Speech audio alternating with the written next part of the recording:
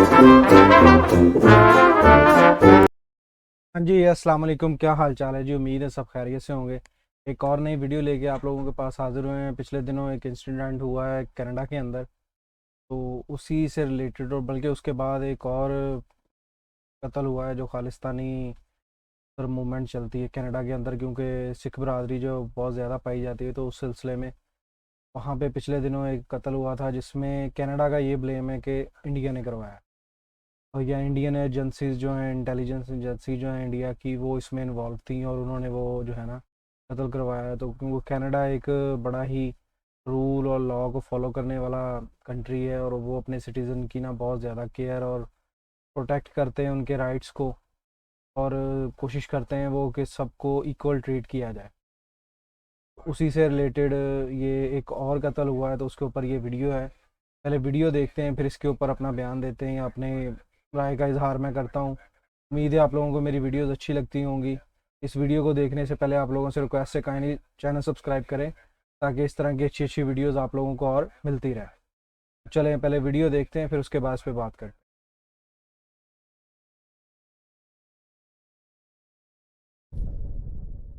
नमस्कार and welcome you all to world affairs. मैं हूं प्रशांत धवन। नाउ इस वीडियो में हम दो टॉपिक कवर करेंगे। पहली बात तो ये कि हरदीप सिंह निज्जर के बाद एक और कनाडा में जो खालिस्तानी एक्सट्रीमिस्ट है ये मारा गया है। यहाँ पे आप देख पाओगे इसकी फोटो, इस पर अभी हम बात करेंगे। साथ ही साथ एक और टॉपिक हम ये भी कवर करने वाले हैं कि इंडिया ने वीज़ा का जो प्रोसेस है कनेडियंस के लिए, जो कनेडियंस भारत में आना चाहते हैं उनका वीज़ा प्रोसेस अभी के लिए बंद कर दिया है। कनेडियंस इंडिया में नहीं आ पाएंगे। दोनों कंट्रीज़ के रिलेशंस बिल्कुल आप कह सकते हैं डिसमेंटल कर रहे हैं। और मैं आपको बताऊंगा अल्टीमेटली इससे बिलियंस ऑफ डॉलर्स का लॉस कनाडा को कैसे होने वाला है। ना पहली बात तो ना यहाँ पे आप देख पाओगे ये है Sukhdool Singh. I am sure आपने एनआईए के बारे में सुना होगा, नेशनल इन्वेस्टिगेशन एजेंसी। इन्होंने आज से कुछ दिन पहले 43 क्रिमिनल्स की एक लिस्ट निकाली थी। इसमें कई क्रिमिनल्स थे जो मोस्ट वांटेड लिस्ट में आते हैं इंडिया की। उसमें से एक था सुखदूल सिंह। 2017 में ये नकली डॉक्यूमेंट्स और पासपोर्ट बनाकर कनाडा में भाग गया था। अब यहाँ पर आप कहोगे ये कर कैसे लेते हैं खालिस्तानी एक्सट्रीमिस्ट के? नकली डॉक्यूमेंट बना लिए, नकली पासपोर्ट बना लिया। कनाडा एक so called first world country है, खुद को कहते तो यही है कि डेवलप्ड कंट्री है। वो लोग चेक नहीं कर पाते कि कौन क्रिमिनल है कौन आम आदमी है। देखिए ये मैं कहूँगा कि कनाडा की जो नीति है ना उसको लेकर एक क्वेश्चन हमेशा रेज होता है कि जो खालिस्तानी एक्सट्रीमिस्ट है ना उनको बड़े आराम से जगह वहाँ पर मिल जाती है, और लोगों का वीज़ा यहाँ पे रिजेक्ट हो या ना हो, मगर जो खालिस्तानी एक्सट्रीमिस्ट हैं वो कैसे ना कैसे करके कनाडा में जगह बना लेते हैं। तो हरदीप सिंह निज्जर के बाद सुखदूल सिंह की न्यूज़ ये आई है कि विनिपेग एक जगह है कनाडा में, यहाँ पर ये मारा गया। और विनिपेग यहाँ पे आपको अगर मैं मैप पे दिखाऊं तो यहाँ पर आप देख पाओगे, ये मैं जूम इन कर रहा हूँ विनिपेग पर। यहाँ पे ये सुखदूल सिंह घूम रहा था। कुछ अननोन लोग आते हैं, गोलियां चलाते हैं उस पर और चले जाते हैं। नाउ अभी के लिए ना कई आर्टिकल्स ये भी क्लेम कर रहे हैं कि ये गैंग वॉरफेयर का पार्ट हो सकता है, क्योंकि जो भी ये खालिस्तानी है, क्या देखो ये जो खालिस्तानी खुद को कहते हैं जाते कनाडा में, ज़्यादातर इनके गैंग्स होते हैं कनाडा में, ठीक है। वहाँ पे गैंग वॉरफेयर, इनके बहुत सारे और बिजनेसेस होते हैं, राइवलरीज होती है। तो Sukhdool Singh most probably gang rivalry में ही मारा गया है। और ये बात कनाडा को कहीं ना कहीं समझनी होगी कि जो निज्जर का केस है वो भी कोई बड़ी बात नहीं है कि उसका जो रीज़न है वो भी गैंग वॉरफेयर ही हो। और अब आप यहाँ पर यह भी समझ गए होंगे कि इंडियन गवर्नमेंट ने एक एडवाइजरी जारी क्यों करी है इंडियंस के लिए जो जाना जाते हैं कनाडा में। साफ साफ बोला गया है यहाँ पर कि एंटी इंडिया एक्टिविटीज़ वहाँ पर बढ़ रही है, पॉलिटिकली कंडोन्ड हेट क्राइम्स वहाँ पर बहुत ज़्यादा बढ़ रहे हैं, क्रिमिनल वायलेंस कनाडा में बहुत ज़्यादा बढ़ रहा है। क्योंकि अगेन देखो कनाडा की जो पॉलिसी है, अगेन इसके पीछे आप एनडीपी कह लीजिए या फिर कुछ उनकी डीप गवर्नमेंट कुछ पॉलिसी है, बहुत अजीब सी है। जिन लोगों को जेल में होना चाहिए इंडिया में उन पर केसेस होने चाहिए, उनको पता नहीं कैसे ये जगह दे देते हैं। चाहे और मेरे हिसाब से कई ऑनेस्ट इंडियन सिटीजन होंगे जो कनाडा में जाकर काम करना चाहते हैं, पढ़ना चाहते हैं, उनके वीज़ा रिजेक्ट हो गए होंगे, मगर कैसे ना कैसे करके ये जो क्रिमिनल लोग हैं ये कनाडा में जगह ढूंढ लेते हैं। तो ऐसे टाइम में बिल्कुल ठीक एडवाइजरी जारी करी गई थी कि जो थ्रेट्स आ रहे हैं आज के समय इंडियन डिप्लोमेट्स के ऊपर, इंडियन नेशनल्स को भी इस वक्त हम एडवाइस कर रहे हैं कि अवॉइड ट्रैवलिंग टू कनाडा। ना कनाडा ने ना जब ये सारी बात सुनी, इतना इमेच्योर रिस्पॉन्स था कनाडा का, उन्होंने इंडिया की एडवाइजरी को रिजेक्ट कर दिया, कहा कि नहीं जी हम सेफ हैं। लिटरली मैं आपको दिखाता हूं इसका आर्टिकल, यहाँ पे आप देख पाओगे Canada marks itself safe country. अब काहे का सेफ कंट्री, इंडियन स्टूडेंट्स की हत्या हो रही है, जो क्रिमिनल वायलेंस है ये लगातार बढ़ता जा रहा है, और इंडिया के साथ कोऑपरेट करने के बजाय इनके यहाँ जो एनडीपी की इनकी मजबूरी है उसकी वजह से ये लोग इंडिया पर ब्लेम डाल रहे हैं। तो it is not a safe country specially for Indians. जो एडवाइजरी जारी करी गई है इंडिया की तरफ से वो बिल्कुल ठीक है। और इंडिया ने हाल ही में देखिए एक और कदम चला है, यहाँ पे आप लोग पढ़ पाओगे, India suspends Canada visa amid row. ये बहुत ही बड़ी डेवलपमेंट है। ये ऑफिशियल नोटिफिकेशन आपके सामने है कि the Indian visa service has been suspended till further notice. इसका मतलब ये है कि कनेडियन नागरिक इंडिया में आना चाहते हैं तो अभी के लिए तो नहीं आ पाएंगे, क्योंकि बिना वीजा के आप किसी कंट्री में एंट्री नहीं कर सकते। यहाँ पर आप देख पाओगे जो रीजन है इस मूव के पीछे उसमें यह मेंशन नहीं किया गया कि जी हम ये सब कर रहे हैं कनाडा को सबक सिखाने के लिए। रीज़न यहाँ पर दे दिया गया है कि जो ऑपरेशनल रीजंस हैं, हम कुछ एडमिनिस्ट्रेटिव काम कर रहे हैं, लोगों का ट्रांसफ़र हो रहा है, लोग आ रहे हैं जा रहे हैं, तो उस सब के लिए अभी हम जो वीज़ा सर्विस है ये सस्पेंड कर रहे हैं। हालांकि वैसे मैं आपको बता दूं, बड़ा रेयरली होता है कि कंट्रीज़ वीज़ा सर्विस ही सस्पेंड कर दें कि जी आपके देश से तो कोई हमारे देश में ना आएगा ही नहीं। अब यहाँ पर आप कहोगे कनाडा भी अगर ऐसा कर दे तो क्या होगा? तो जो इंडियन स्टूडेंट्स हैं जो इंडिया से जाना चाहते हैं कनाडा में पढ़ने के लिए वो नहीं जा पाएंगे। देखो मैं वैसे कहूँगा ऑलरेडी लाखों इंडियन स्टूडेंट्स 3 लाख के आसपास बताते हैं, 3 लाख इंडियन स्टूडेंट जाते हैं कनाडा में और उनकी इकोनॉमी को सपोर्ट करती हैं। 2021 में बताया गया था कि जो इंडियन इंटरनेशनल स्टूडेंट्स हैं ना, इन्होंने $6 बिलियन का, ये अगेन डायरेक्ट कैश है, हम यहाँ पे बात नहीं कर रहे कि जी लाइन ऑफ क्रेडिट लोन वगैरह, दिस इज कैश। ये पैसा सीधा इंडियन इकोनॉमी से उठाकर स्टूडेंट्स करोड़ों रुपए सीधा पंप इन कर देते हैं कनेडियन यूनिवर्सिटीज़ में। और इससे होता पता है क्या है? होता यह है जी कि इंडियन स्टूडेंट्स तो लाखों रुपए देकर सेमेस्टर के हिसाब से 60-70 लाख रुपए के आसपास पे करके वहाँ पे कनाडा में पढ़ते हैं, मगर कनेडियन स्टूडेंट्स के लिए जो फीस है ये बड़ी कम होती है, वो बहुत सस्ते में पढ़ लेते हैं वहाँ पर। और इसलिए आज के समय कई कनेडियन यूनिवर्सिटीज़ हैं वो लिटरली इंडियन स्टूडेंट्स के पैसों पर चलती है। मैं आपको कनेडियन इकोनॉमी का बता दूं, इंडियन स्टूडेंट्स का इतना बड़ा कंट्रीब्यूशन रहता है। हमारे स्टूडेंट्स ना काफ़ी बार कम वेजेस में काम करने को भी तैयार हो जाते हैं, जिससे कनाडा में जो इन्फ्लेशन है ना वो भी कंट्रोल में रहती है। आप इंडियन स्टूडेंट्स को बाहर निकाल दो कनाडा से, आप देखोगे इन्फ्लेशन इतनी तेज़ी से ऊपर जाएगी, क्योंकि वहाँ पर बर्थ रेट ऑलरेडी कोलैप्स कर रहे हैं, आबादी वहाँ पे ऑलरेडी कोलैप्स कर रही है, फैमिली सिस्टम जो है इट इज़ कम्प्लीटली कोलैप्सिंग। तो इंडियन स्टूडेंट्स का रोल इतना ज़रा बड़ा है। अगर कनाडा अपनी साइड से कोई बड़ा स्टेप चलता है, it will drastically impact the Canadian economy. Indian students की नीड आज के समय इतनी है, यूरोप में कई देश है, जापान है, कई कंट्रीज हैं, वो तरसते हैं कि इंडियन स्टूडेंट्स यहाँ पे आ जाएं, वो बिलियंस ऑफ डॉलर्स हमारी इकोनॉमी में आ जाएं। और यार यहाँ पे बात काट रहा हूँ मैं, जो चीज़ ये भाई की सुन रहा हूँ, बेशक वो इंडिया को सपोर्ट करें क्योंकि इंडियन यूट्यूबर है तो इंडिया को सपोर्ट करेगा, लेकिन मैं सारी बातों से एग्री नहीं करता। आगे जाके और इस पे बात होगी, लेकिन ये जो रिसेंटली अभी बात की है ना, कि मैं नहीं कहता हूँ कि $6 billion is a small amount, but बहुत बड़ी अमाउंट है। लेकिन ये कहना जी कि कम वेजेस में क्यों काम करते हैं, देखें वो डेवलप कंट्रीज है, वहाँ पे जॉब्स के आपको वेजेस ज़्यादा मिलते हैं। अगर इतने कम वेजेस पे वो काम करते हैं तो इट्स मीन आपकी कंट्री में तो उतने भी नहीं मिलते।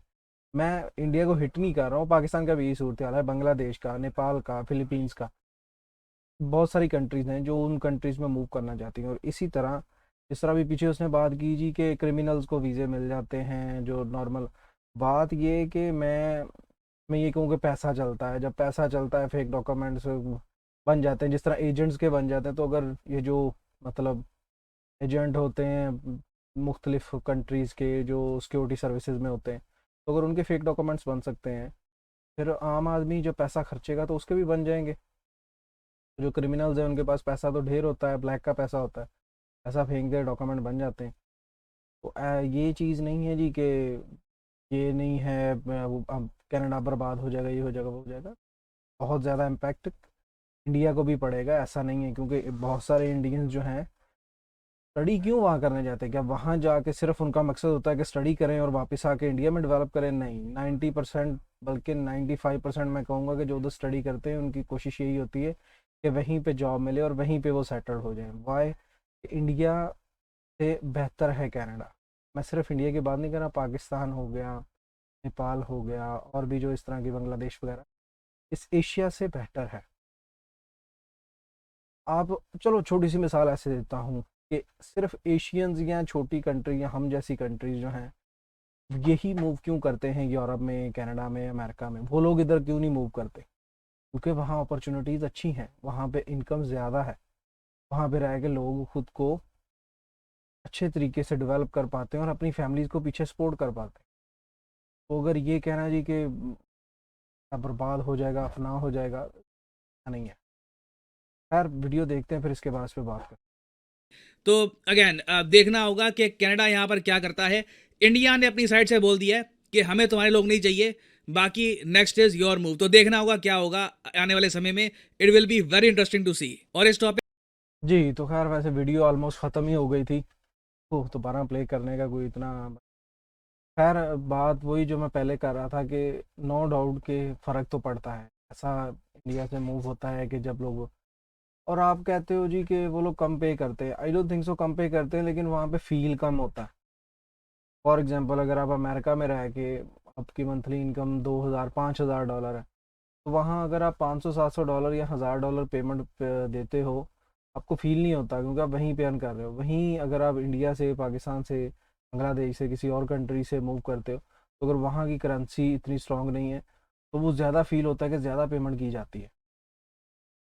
फिर भी अगर ज़्यादा भी करते हैं तो ये बात वही आ गई ना, इवन कि अरब कंट्रीज़ के अंदर ऐसा है कि वो अपने जो लोकल्स होते हैं, जो अरब कंट्रीज़ हैं, जैसे कि यूएई लगा लें, यूएई के जो अपने लोकल्स हैं उनको ज़्यादा बेनिफिट्स दिए जाते हैं। क्यों? क्योंकि फर्स्ट कंट्री उनकी है। तो इसी तरह जो कैनेडियन सिटीज़न हैं, जो वहाँ पे बॉर्न हुए हैं, जो वहाँ पे पले बड़े हैं, जो गोरे हैं, चाहे किसी भी बैकग्राउंड उनका किसी भी कंट्री से या ओरिजिनल कैनेडियन ही है, तो ऑफ कोर्स गवर्नमेंट उनको फैसिलिटेट ज़्यादा करेगी। तो ये तो हर कंट्री करती है। और मुझे लगता है कि अगर बात की जाए इंडिया की, तो अगर इंडिया के अंदर भी आने वाले टाइम में कुछ ऐसा आता है तो वो अपने लोकल्स को ज़्यादा प्रायोरिटी देंगे और उनको ज़्यादा चीप कैसे कहते हैं एजुकेशन देंगे और सिस्टम इस तरह का करेंगे। ठीक है। और रही बात जी उन लोगों को मारने की, जी एक्सट्रीमिस्ट हैं, ये है वो है, क्रिमिनल्स की बात की जा रही है, सारी सी बात है, मैं इस बैंस में नहीं पढ़ता कौन सही है कौन गलत है। तो बात ये है कि मुझे इसमें जो मेन डाउट और जो थोड़ी अजीब लगी ना, डाउट भी क्या, थोड़ी अजीब बात लगी जी कि कनाडा को बहुत धचका लगेगा, कनाडा को ये होगा, इंडिया के स्टूडेंट अगर नहीं जाते तो, और इंडियन वीज़े बैन हो गए। पहली बात है ये इंडियन वीज़े बैन कर दिए इंडिया ने, ठीक हो गया, लेकिन इंडियन को वीज़े बैन करने से मेरा नहीं ख्याल कैनेडियंस को कुछ ज़्यादा फ़र्क पड़ेगा। हाँ उनको पड़ेगा जिनकी फैमिलीज जो कि ओरिजिनली इंडियंस थे वहाँ मूव हो गए, नेशनलिटीज़ चेंज कर ली, तो जब तक ये वीज़े अभी नहीं ओपन होते तो वो लोग जो अपनी फैमिलीज़ को इधर मिलने आना चाहते थे वो नहीं आ पाए। हाँ अगर उनके पास ड्यूल नेशनलिटी है, इंडियन पासपोर्ट भी है, फिर शायद वो आ जाएं इजीली। लेकिन जिन्होंने अपनी नेशनलिटी ख़त्म कर दी है इंडियन की, सिर्फ कैनेडियन नेशनलिटी है अब उनके पास, ओरिजिनली वो इंडियन या उनके जो पीछे पेरेंट्स थे या दादा दादी लोग, मतलब पीछे से बैकग्राउंड उनका इंडिया का था, उन लोगों के लिए प्रॉब्लम होगी। रही बात जो ओरिजिनल कैनेडियंस हैं, जिन्हें हम लोकल लैंग्वेज में गोरे कहते हैं, जो कि इंग्लिश लोग हैं, वो लोग तो बहुत बहुत कम मिकदार में थे, बहुत ही कम क्वांटिटी में थे जो कि विज़िट करके इंडिया को एक्सप्लोर करते थे। और उस लिहाज से देखा जाए तो वो बेनिफिट इंडिया को मिलता था कि उधर से डॉलर इंडिया में आते थे, वो इधर आके स्पेंड करते थे, होटल्स में स्टे करते थे, तो टूरिज़्म बढ़ता था। अगर आप सिर्फ उनका माइनस पॉइंट है ना दिखाओ, अपना भी दिखाओ कि अगर वो नहीं आएंगे तो इंडिया पे भी कुछ ना कुछ फ़र्क पड़ेगा। ऐसा नहीं है कि सिर्फ कनाडा पे फ़र्क पड़ेगा। ठीक है स्टूडेंट्स अगर उधर नहीं जाते तो अच्छा, एक और मज़े की बात, मतलब बातों से बातें निकल रही हैं कि अगर इंडिया जो है वो 6 बिलियन भेजता है, तो इंडिया रिसीव कितना करता है जो कि उधर लोग रह रहे हैं और वो वहाँ से इंडिया को पैसा भेज रहे हैं, वो कितना है? इस चीज़ भी तो बात की जाए ना, वो बात भाई ने नहीं की। मैं इस चीज़ से टोटल एग्री करता हूँ क्योंकि वो इंडियन यूट्यूबर हैं, उन्होंने इंडिया को फेवर देनी है, नो डाउट अच्छी बात है, देनी चाहिए। लेकिन कुछ फैक्ट्स एंड फिगर ये भी होने चाहिए ना कि जो इंडियंस वहाँ पे रह रहे हैं, जो स्टूडेंट्स के तौर पे रह रहे हैं, जो वैसे अभी पीआर पे कन्वर्ट हो गए हैं या नेशनलिटीज़ होल्डर हो गए हैं, लेकिन वो अपनी फैमिलीज़ को पीछे सपोर्ट करते हैं, जिन्हें हम नॉर्मल लफ्ज़ों में ओवरसीज़ कह सकते हैं, तो वो जो हैं, वो जो पैसा भेज रहे हैं वो कितना भेज रहे हैं वो भी तो बताओ ना भाई। 6 बिलियन का अगर कनाडा को झटका लग रहा है, तो अगर कनाडा जो कनाडा के अंदर रह रहे हैं वो इंडिया को सपोर्ट कर रहे हैं, तो वो भी तो बताओ ना।